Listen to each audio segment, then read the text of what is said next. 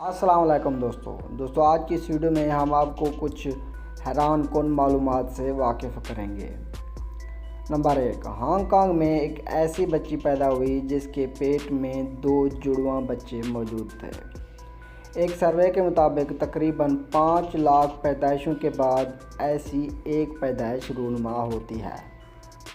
Number 2, Zimbabwe के पहले सदर का नाम बनाना यानी केला था। नंबर 3, 2013 में ईरान ने एक कानून जारी किया था कि जिस शख्स की एडॉप्टेड बेटियां हैं जब वो 13 साल की हों तो वो अपनी बेटियों से भी शादी कर सकता है। नंबर 4, 2012 को चाइना में एक शख्स ने बहुत ही अजीब चालाकी की। उसके पास एक बैग में 70 किस्म के कपड़े थे जो उसने जहाज़ में अपने साथ ले जाने थे।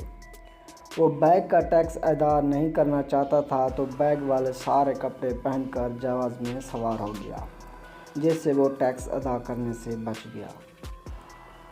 नंबर 5, 1942 में एक शख्स जिसका नाम फैंटम बार्बर था, वो एक अजीब जुर्म में पकड़ा गया।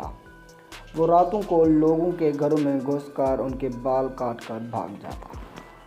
जी दोस्तों, आज की हमारी ये वीडियो बस यहीं तक थी। अगर आपको हमारी ये वीडियो पसंद आई है तो इसे लाइक करें, कमेंट्स करें और हमारे चैनल को भी सब्सक्राइब कर दें। शुक्रिया।